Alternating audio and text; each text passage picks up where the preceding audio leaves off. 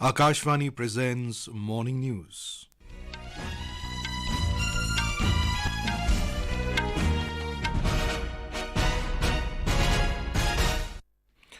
Good morning, I am Abhishek Mukhopadhyay. The headlines. Prime Minister Narendra Modi to address PM SVANidhi beneficiaries in New Delhi today to also lay foundation stone of two corridors of Delhi Metro Phase 4.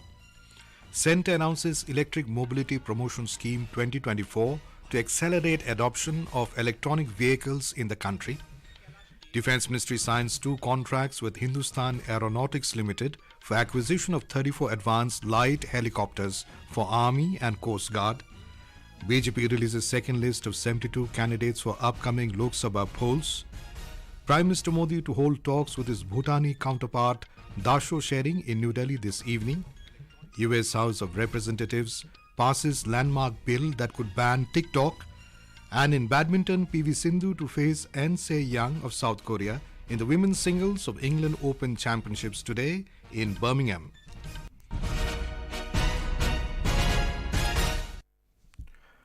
Prime Minister Narendra Modi will address PM SVANidhi beneficiaries at Jawaharlal Nehru Stadium in Delhi today. During the program, Prime Minister Modi will distribute loans under the scheme to 1 lakh street vendors, including 5,000 vendors from Delhi. Mr. Modi will also lay the foundation stone of two additional corridors of Delhi Metro's Phase 4. These corridors will be the Lajpat Nagar to Saket G Block corridor and Indralok to Indraprasth corridor with a combined length of over 20 kilometers. The proposed corridors are expected to improve connectivity and reduce traffic congestion. The stations on the Lajpat Nagar to Saket G Block corridor will include Lajpat Nagar, Enrusganj, Greater Kailash 1, Chirag Delhi, Pushpa Bhavan, Saket District Centre, Pushpa Bihar and Saket G Block. The stations on the Indralok and Indraprasth corridor will include Indralok, Dayabasti, Sarai Rohilla, Ajmal Khan and Nabi Karim, New Delhi LNJP Hospital, Delhi Gate, Delhi Sachivalay and Indraprasth. The Heavy Industries Ministry has announced the Electric Mobility Promotion Scheme 2024 to accelerate the adoption of electronic vehicles (EVs) in India. The ministry said that the total outlay of 500 crore rupees will be implemented for 4 months under the scheme. It will run from the 1st of next month until July.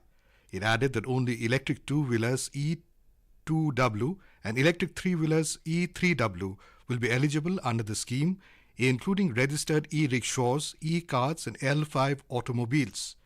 Talking to the media, Mr. Pandey said that this incentive scheme will promote the goal of net zero carbon emission and e-mobility. यह प्रतिबद्धता भारी उद्योग मंत्रालय एक बार पुनः दोहराता है कि हम ई मोबिलिटी के लिए कटिबद्ध हैं, हर स्तर पर उसे बढ़ाते रहेंगे और देश को हरित ऊर्जा के क्षेत्र में कार्बन उत्सर्जन को अत्यंत कम करते करते नेट जीरो की तरफ लक्ष्य को प्राप्त करेंगे। मोदी जी के विजन के साथ हमारा मंत्रालय काम कर रहा है। The ministry has estimated that the scheme will help over 3,72,000 EVs. The ministry hopes it will promote faster adoption of electric vehicles and provide further impetus to the green mobility and development of the EV manufacturing ecosystem in the country. The Ministry of Defence has signed two contracts worth 8,073 crore rupees with Hindustan Aeronautics Limited (HAL) for the acquisition of 34 advanced light helicopters. The ministry said that the deal was sealed for procuring 25 advanced light helicopters for the Indian Army and 9 advanced light helicopters for maritime role for the Indian Coast Guard under the Buy Indian indigenously designed, developed and manufactured category. It said the Indian Army version AL-8s are designed to carry out search and rescue, troop transportation, internal cargo and casualty evacuation operations. The ministry also said this project will have a positive impact on employment generation in the defence sector. The 12th edition of the India-Italy Military Cooperation Group MCG meeting concluded in New Delhi yesterday. During the two-day meeting, both sides held discussions on new initiatives to further enhance defence cooperation and military-to-military level exchange between the two countries. The meeting was held between the Directorate of International Defence Cooperation, Headquarters Integrated Defence Staff and the Military Policy and Planning Division of the Italian Defence General Staff. Italy and India recently elevated their bilateral relations to the levels of strategic partnership during the visit of Italian Prime Minister Giorgia Meloni to India in March 2023.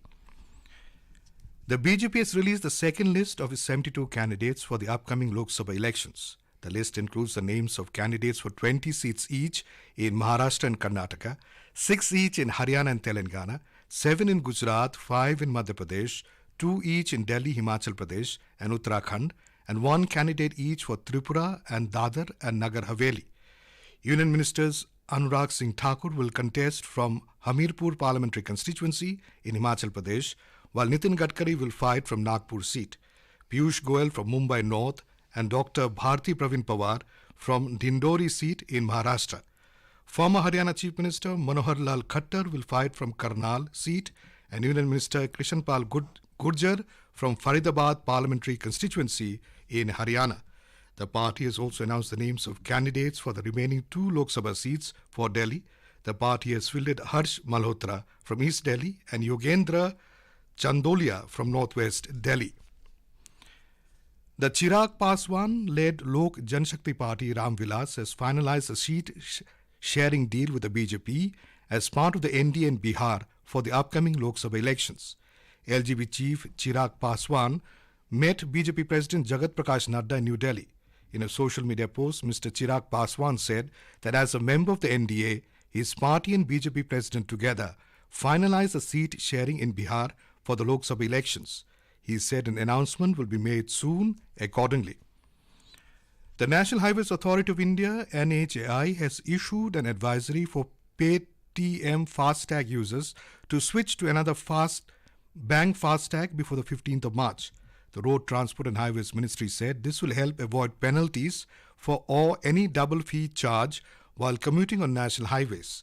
In line with the guidelines issued by the Reserve Bank of India regarding restrictions on Paytm Payments Bank, the Paytm FASTags users will not be able to recharge or top up the balance post the 15th of this month. They can, however, use the existing balance to pay tolls beyond the stipulated date. The NHAI has urged all Paytm FASTag users to take proactive measures to ensure a seamless travel experience on the national highways across the country. The Union Health Ministry has termed the media reports claiming that there are no National Entrance Cum Eligibility Test, Master of Dental Surgery, NEET MDS examination centers in the northeastern states as false. The ministry stated that there are examination centers in northeastern states which are allotted in Shillong, Naharlagun, Kohima, Aizawl, Guwahati and Kolkata.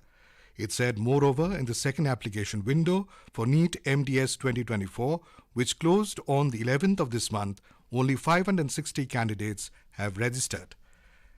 This is Akashvani giving you the news. For quick news updates round the clock, follow us on our Twitter handle at AIR News Alerts. Prime Minister of Bhutan Dasho Tshering will be on a 5-day visit to India from today.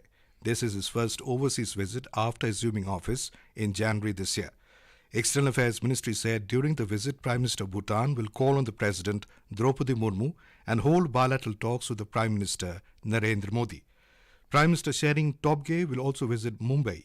The Minister of Foreign Affairs and External Trade, Minister of Energy and National Resources, Minister for Industry, Commerce and Employment, and senior officials from the government of Bhutan will accompany the Prime Minister Dasho Tshering. The ministry said India and Bhutan enjoy exemplary ties of friendship and cooperation based on trust, goodwill and mutual understanding at all levels. India signed a $181 million loan with the Asian Development Bank ADB to improve urban livability and mobility in Ahmedabad. The loan will fund development in areas transitioning from rural to urban called peri-urban areas. The Finance Ministry said under the Ahmedabad Peri-Urban Livability Improvement Project, 166 km water distribution network, 126 km of climate resilient stormwater drainage, 300 km sewerage systems and 4 sewage treatment plants will be constructed. The project would also support 10 junction improvements along the existing Sardar Patel Ring Road to improve connectivity of peri-urban areas to Ahmedabad. The U.S. House of Representatives has passed a landmark bill that could ban TikTok in the U.S. unless the app parts ways with its Chinese parent company, ByteDance. It's a major challenge to one of the world's most popular social media platforms, used by 170 million Americans. While the bill passed overwhelmingly in a bipartisan 352 to 65 vote, it still needs to clear the Senate and be signed by the President to become law. If enacted, the bill would give TikTok about 5 months to separate from ByteDance, or app stores in the US would be banned from hosting it on the platforms. It's not yet clear what the fate of the measure will be in the Senate. Lawmakers supportive of the bill have urged TikTok poses a national security threat because the Chinese government could use its intelligence laws against ByteDance, forcing it to hand over the data of US app users. In All England Open Badminton Championships, shuttler PV Sindhu will face En Se-yong of South Korea in the women's singles match today. In other matches, women's doubles pair of Ashwini Ponappa and Tanisha Crasto will clash with Zhang Yu and Zhang Shuixian of China. Yesterday, the duo reached pre-quarterfinals in Birmingham, UK, where they defeated Yang Ga Ting and Yong Pui Lam of Hong Kong in straight sets 21-13, 21-18. In another fixture, Indian shuttler Lakshya Sen moves to the pre-quarterfinals of All England Championships with a 21-14, 21-14 win over Denmark's Magnus Johannessen. However, in the men's singles match, Priyanshu Rajawat was defeated by Indonesian player Chico Ora Dwi Wardoyo 19-21, 21-11, 9-21. In Women's Premier League cricket, Delhi Capitals defeated Gujarat Giants by 7 wickets at the Arun Jaitley Stadium in New Delhi last night. Delhi Capitals scored 129 for the loss of 3 wickets in 13.1 overs. Earlier, Gujarat Giants have set the target of 127 runs. Gujarat Giants, led by Beth Mooney, won the toss and decided to bat. Gujarat Giants scored 126 for 9 wickets in the stipulated 20 overs. While DC finished at the top to directly proceed into the finals, defending champions Mumbai Indians and Royal Challengers Bangalore will now square off in the playoffs tomorrow. The winner of the match will face DC in the final of the tournament on Sunday at the same venue. Indian Meteorological Department IMD has predicted isolated light rainfall and snowfall likely over sub-Himalayan West Bengal and Sikkim till the 16th of this month, and isolated light rainfall over Gangetic West Bengal and Odisha till the 19th of March. The Weather Department has also predicted rainfall over Jharkhand, Bidhar, Chhattisgarh and East Madhya Pradesh during the 16th to the 19th of this month. On hot and humid weather, the Met Department has said that these conditions are likely to prevail over Kerala, Mahe, Rayalaseema, Tamil Nadu, Puducherry and Karaikal during the next 5 days. Today is World Kidney Day. The day is observed on the second Thursday of March every year to create awareness among the people about kidney health and the various diseases that can affect its normal function. This year, the theme is Kidney Health for All. And now, for a look at today's newspapers, it's over to Saira Mujtaba. Thank you, Abhishek. India on way to becoming global power in the semiconductor sector, says Modi, writes the Tribune. The Asian Age, quoting Prime Minister Modi, says, deprived benefited most from government schemes. Gadkari Khattar Bommai in BJP's second list of 72 candidates for Lok Sabha Polls, reports the Statesman. In another story, Financial Express says, women steadily outnumber men in Lok Sabha seats. New Haryana Chief Minister Saini sails through flawed test, notes Hindustan Times. It's Trump vices Biden again, first US election rematch in 68 years, reports the Times of India. And finally, news sharing service by Prasar Bharati launched, content to be free of copyright, states the Indian Express. And with that, it's back to you, Abhishek. Thank you, Saira. And now, before we end the bulletin, the headlines once again. Prime Minister Narendra Modi to address PM SVANidhi beneficiaries in New Delhi today to also lay a foundation stone of 2 corridors of Delhi Metro Phase 4. Cent announces Electric Mobility Promotion Scheme 2024 to accelerate adoption of electronic vehicles in the country. Defence Ministry signs 2 contracts with Hindustan Aeronautics Limited for acquisition of 34 advanced light helicopters for Army and Coast Guard. BJP releases second list of 72 candidates for upcoming Lok Sabha polls. Prime Minister Modi to hold talks with his Bhutani counterpart Dasho Tshering in New Delhi this evening. US House of Representatives passes landmark bill that could ban TikTok. And with that, we end the morning news. Have a nice day.